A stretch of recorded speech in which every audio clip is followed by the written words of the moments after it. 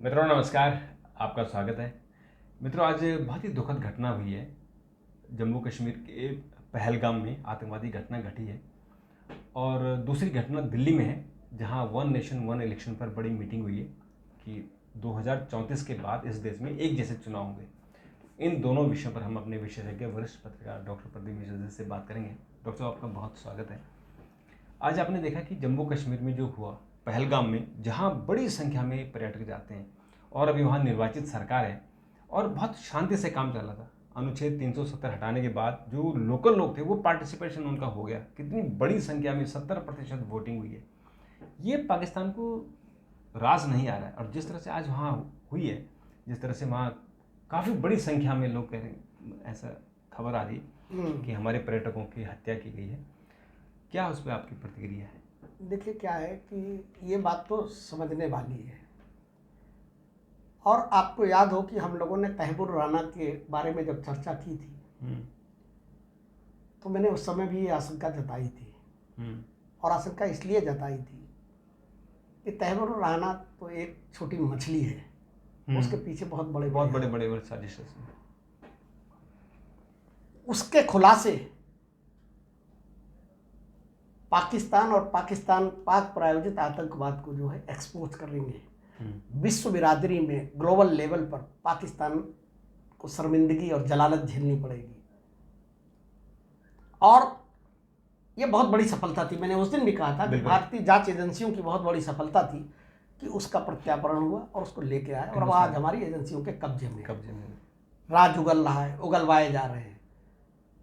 पाकिस्तान को ये रास नहीं आ सकता था, ये होना ही था। अभी तो सरकार को और भी तैयार रहना चाहिए। इस तरीके की घटनाएं और भी हो सकती हैं, इसमें जो ठीक है ना, क्योंकि पाकिस्तान अपनी हरकत से कभी वो बाज नहीं आ सकता। बिल्कुल नहीं आ सकता। ये देखिए कितना अमन चैन लौट के आ गया था, लोगों में चहल पहल थी। और पहलगाम एक ऐसा क्षेत्र है कि जहाँ लोग जो है बहुत बड़ी संख्या पर्यटक बहुत बड़ी मात्रा में जाते हैं और देश के नहीं दुनिया भर के आज भी जो आतंकवादियों ने मारे हैं उसमें 2 विदेशी हैं, एक इटली का है और एक इजराइल का है। और जैसी कि खबरें आ रही है और जिस तरीके से उन्होंने मतलब नाम पूछ के मारा है, हाँ धर्म और नाम पूछ के मारा है, ये नृशंस मतलब जघन्य अपराध है, तो मानवता के खिलाफ अपराध है। और दूसरा मुझे इसमें एक चीज और ये कहनी है, और हो सकता है कि इसमें लोगों को थोड़ा सा अटपटा लगे। घटनाएं तो जम्मू कश्मीर में होती रहती हैं, लेकिन जो अनुभव है और जो अतीत के वाकया है उससे एक चीज मुझे समझ में आज तक नहीं आई कि जब वहाँ निर्वाचित सरकार होती है, हाँ, तब इस तरीके की घटनाएं बढ़ जाती हैं। हाँ, वो ये बर्दाश्त नहीं कर पाते। मैं किसी पे आरोप नहीं लगा रहा हूँ कि सरकार प्रायोजित है या सरकार की वजह से, जो भी है मुझे नहीं पता, लेकिन इतने दिन तक वहाँ पर सरकार नहीं थी, केंद्र सरकार का शासन था, तो शांति थी। लेफ्टिनेंट गवर्नर वहाँ पर सारी चीज़ें देख रहे थे, कोई इस तरीके की मेजर घटना नहीं हुई। आप ये देखिए, और अभी इस सरकार को बने हुए कितना हुआ, मेरे समझ को 6 महीने हुए हैं, मुश्किल से 6-7 महीने हुए होंगे। और 6-7 महीने के बाद जो है जिस तरीके की वहाँ की सरकार नेशनल कॉन्फ्रेंस की लगातार एक दबाव बना रही है केंद्र सरकार पे कि पूर्ण राज्य का दर्जा दिया जाए, और अनुच्छेद 370 को लेकर भी वो दबाव बना रहे हैं। हालांकि वो होना कुछ नहीं है, पूर्ण राज्य तो मिल सकता है, वो तो जो एक बार हो गया वो हो गया।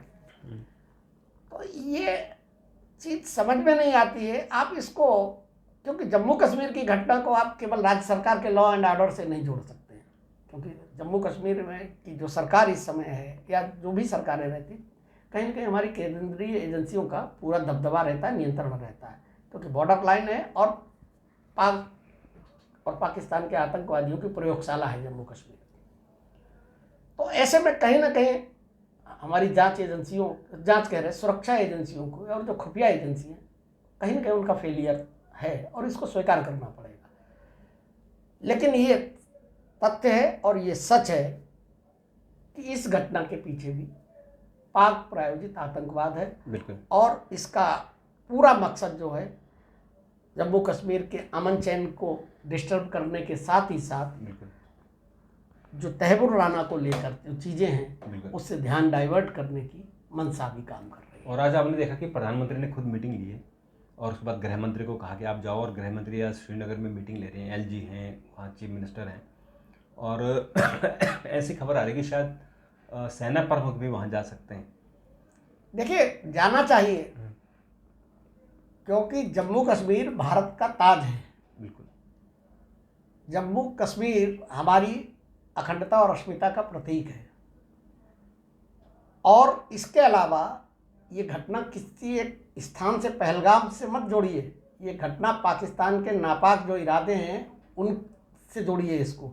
तो ऐसे में ज़रूरत इस बात की है कि पाकिस्तान को और पाकिस्तान के जो पाक प्रायोजित आतंकवादी हैं उनको मुंहतोड़ जवाब दिया जाए और उनको कानून के शिकंजे में लाया जाए। डॉक्टर साहब, इसमें क्या ऐसा भी लग रहा है कि ये वक्फ कानून जो इम्प्लीमेंट हो रहा है उसका भी एक गुस्सा है? देखिए, मेरा मानना है कि एक आम मुसलमान जो है ना, आप उसको हर आतंकवादी घटना से नहीं जोड़ सकते। आप इसकी टाइमिंग समझिए, भारत के प्रधानमंत्री आज कहाँ हैं? सऊदी अरब जा रहे हैं। पहुँच गए भी हैं। सऊदी अरब में जिस तरीके से उनका स्वागत किया गया, जो उन्हें सम्मान दिया गया, वो भी पाकिस्तान को रास नहीं आ रहा है, क्योंकि उनको लग रहा है कि कारण क्या है? हिंदुस्तान कारण क्या है कि पाकिस्तान सऊदी अरब को अपना बड़ा भाई मान के चलता है। बिल्कुल मान रहा। सारी राजनीति तो अरब करता था। सारी राजनीति पाकिस्तान की सऊदी अरब से ही संचालित होती है। ऐसे में देश के प्रधानमंत्री को वहाँ जो सम्मान मिल रहा है वो भी पाकिस्तान को, इसकी टाइमिंग को समझिए। तो मुझे नहीं लगता है कि वक्फ को लेकर है, लेकिन ये आपने सवाल बढ़िया उठाया कि वक्फ को लेकर भी जो है मुस्लिम देशों में, हाँ, मतलब जो यहाँ जो लोग इसके खिलाफ नैरेटिव बना रहे हैं उस नैरेटिव के खिलाफ हैं वो लोग, मतलब वो उनको लग रहा है कि जो हिंदुस्तान में हो रहा है मुसलमानों के खिलाफ हो रहा है। हाँ, तो इसको इसी तरीके से नैरेटिव पेश किया जा रहा है। दुनिया में वैश्विक लेवल पे जो मुस्लिम राष्ट्र हैं उनको पाकिस्तान के लोग और पाकिस्तान के शासक और पाकिस्तान की आईएसआई ये एक नैरेटिव बना रही है कि भारत का मुसलमान खतरे में है और भारत में मुसलमानों की धार्मिक आज़ादी को छीनने के लिए ही इस वक्फ विधेयक को लाया गया, इसको कानून का जामा पहनाया गया। ये बात सही है कि इसके खिलाफ जो आक्रोश है और वो दिखाई भी पड़ रहा है, देश के कई हिस्सों में दिखाई पड़ रहा है, और आने वाले दिनों में भी कोशिश पाकिस्तान की यही रहेगी कि वो इस चीज़ को, चिंगारी को जो है और भड़काए, जिससे कि भारत में और आग भड़के। तो मेरा मानना है कि ये घटना उससे रिलेटेड मुझे नहीं लगती, बाकी तो जांच के बाद पता लगेगा। और डॉक्टर साहब, दूसरी घटना आज आपने देखा दिल्ली में वन नेशन वन इलेक्शन को लेकर मीटिंग हुई है, और आज सुप्रीम कोर्ट के 2 जज और जो अभिषेक मनु सिंघवी हैं, सुप्रीम कोर्ट के बड़े वकील हैं, उन्होंने आज अपना पक्ष रखा, क्योंकि जो जेपीसी है वो सबसे सलाह मशवरा कर रही है कि भाई देश में एक साथ चुनाव हो सकते हैं।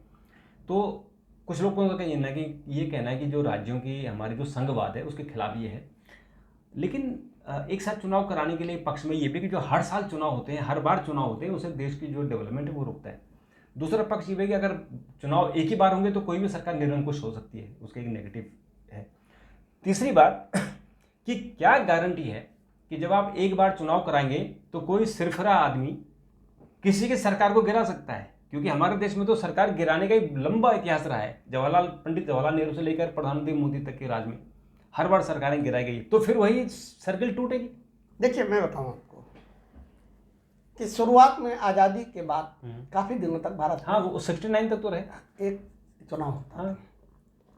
उस समय के नीति नियंत्रणकर्ता जो थे, जो नीतियां बनाने वाले लोग थे, जो संविधान के जानकार लोग थे, उन्होंने बड़ा चिंतन और मनन किया। उन्होंने ऐसा नहीं कि उस समय चीज़ें देखी नहीं होंगी, और जितने आपने सवाल उठाए ये सारे खतरे मौजूद थे, तब भी थे और अभी भी हैं। और ये इनकी शुरुआत हो गई थी उस समय, इसीलिए क्या हुआ कि इसको अलग अलग कर दिया गया। इसका देखिए, इसमें कि पैसा कम खर्च होगा और डेवलपमेंट प्रभावित होगा, इन चीज़ों का ज़्यादा मतलब नहीं होता, क्योंकि आप एक चीज़ समझ लीजिए, केंद्र सरकार की योजनाएं जो होती हैं उन योजनाओं पे राज्यों के विधानसभा चुनाव से कोई लेना देना नहीं, ठीक है। है ना, उन पे जो आदर्श आचार संहिता है केंद्र सरकार की योजनाओं पे या केंद्र सरकार के डेवलपमेंटल जो भी वर्क होते हैं उन पे कोई उस समय प्रभावी पर तो नहीं होता, लेकिन काम रुक जाता है कोई क्योंकि काम काम करने नहीं वाले रुकता है। डीएम होता है, वो डीएम इलेक्शन कमीशन बन नहीं जाता है। काम रुकना तो ये तो सब बहाना है। बेसिकली क्या है देखिए, ये इसका है क्या, विपक्ष इसलिए इसका विरोध कर रहा है कि जो आदमी सत्ता में होगा और जिसकी केंद्र के स्तर पे लोकप्रियता होगी, अगर एक साथ एक चुनाव होता है एक नेशन में, तो आप ये मान के चलिए जैसे कि अमेरिका वगैरह में होता है ना, उसी तरीके का माहौल होगा और फिर राज्यों में भी उसी की सरकार सब उसी की सरकार आएगी, क्योंकि वोट एक ही जगह पड़ना है। हाँ। तो वहाँ पे अगर मान लो सपोज वो भाजपा को वोट दे के आ रहे हैं तो हर राज्य के लिए भी भाजपा को ही वोट देते चले जाएंगे मानसिकता के साथ। अभी क्या होता है कि अभी लोकसभा के चुनाव की अलग पैटर्न है, राज्य का अलग है, नगर निगम का अलग है, ठीक है ना, जिला पंचायत का अलग है, सारे अलग अलग है। तो इसको देखिए, इसको बहुत सावधानी पूर्वक करने की जरूरत है। मुझे लगता है कि केंद्र सरकार भी बहुत जल्दबाजी में नहीं है, वो अपना एक कर रहे हैं, 2034 का ये टारगेट है, वो प्रयास कर रहे हैं, कोशिश कर रहे हैं, सारी चीजें कर रहे हैं और ठीक है, संभावनाएं तलाशने में कोई बुराई नहीं। आप उसकी अच्छाइयाँ देखिए, बुराइयाँ देखिए, और जो चीज़ आप संविधान के लोगों को और संविधान विशेषज्ञों को अच्छी लगे वो उस पर आगे बढ़ाना चाहिए। तो अभी इस पर कोई बहुत जल्दबाजी में मुझे लगता नहीं कोई निर्णय होने वाला है। तो जैसे इस पर कोई और आगे बात होगी तो उस पर हम चर्चा करेंगे। और ये जो आज आतंकवादियों ने घटना की है उसके बारे में जब गृह मंत्री की तरफ से कोई बयान आएगा उस पर भी हम चर्चा करेंगे। तो मित्रों, अभी तक के लिए मेरी समझ में 2 दर्जन से ज़्यादा लोगों की मौत हो चुकी है। 25 अभी खबर आ रही है, 25 की, हो सकता है 25 से भी ज़्यादा हों क्योंकि घायल ज़्यादा हैं, 20 लोग तो घायल हैं। और वो वैसे घायल हैं जिनको गोली लगी, पॉइंट ब्लैंक गोली चलाई गई, नहीं पूछ के मारी। हाँ, मैं वही कह रहा हूँ, पॉइंट ब्लैंक मतलब और पूछ के। जिनके जो वीडियो आ रहे हैं वो तो दिल दहलाने वाले हैं। बहुत ही नृशंस हत्या की गई है, गोली सिर पर, आंख पर इस तरह से गोली मारी गई है। तो बहुत हम भी इसकी बहुत कड़े थोड़ी देखो, एक चीज़ मैं बताऊँ, थोड़ी राज्य सरकार की वहाँ पर लापरवाही भी रही।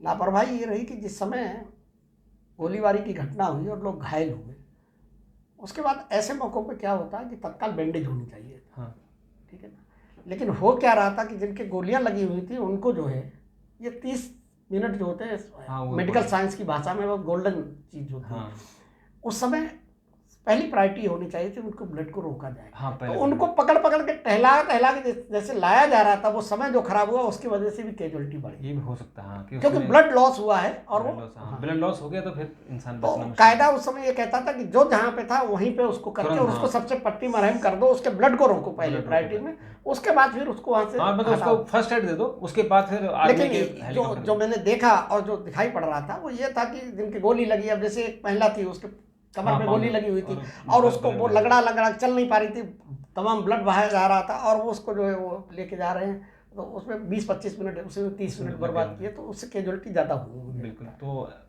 इस पर जो भी आगे चर्चा होगी हम बात करेंगे, लेकिन हम इसे बहुत कड़े शब्दों में इसकी निंदा करते हैं और हमारी जो जितने लोगों की कैजुअलिटी हुई उनके परिवार के प्रति हमारी संवेदना है। और ये तो आतंकी हमला है, देखिए, सीधे सीधे आतंकी हमला है। और इसमें जो हमारी सरकार है और हमारी जो आर्मी है वो इस पर बहुत ही इसको संवेदनशीलता से इस पर एक्शन ले रहे हैं। जो भी होगा इसका हम इस पर आगे बात करेंगे। इसका मुंहतोड़ जवाब मिलेगा, मुंहतोड़ जवाब मिलेगा, क्योंकि आज जिस तरह से गृह मंत्री ने कहा है, पीएम ने कहा है कि हम आतंकवाद का हमारी जो लड़ाई जारी रहेगी, तो उसको मुझे लगता है कि कम से कम आतंकवादियों का ऐसे सबक मिलना चाहिए कि दोबारा ऐसी घटना न घट सके। और जैसे कि इजराइल में होता है कि एक आतंकवादी घटना घट जाए तो आतंकवादियों का सफाया हो जाता है, फिर हिम्मत नहीं करते हो, फिर 5 साल बाद जाके वो खड़े होते हैं। तो इस तरह से हमारे यहाँ भी ऐसा हो कि आतंकवाद यहाँ से डरें, भागें, हिंदुस्तान का नाम सुनकर डरें, ऐसी कोशिश होगी। डॉक्टर साहब, आपने बात की, आपका बहुत बहुत धन्यवाद। मित्रों भी आपका भी बहुत बहुत धन्यवाद। नमस्कार।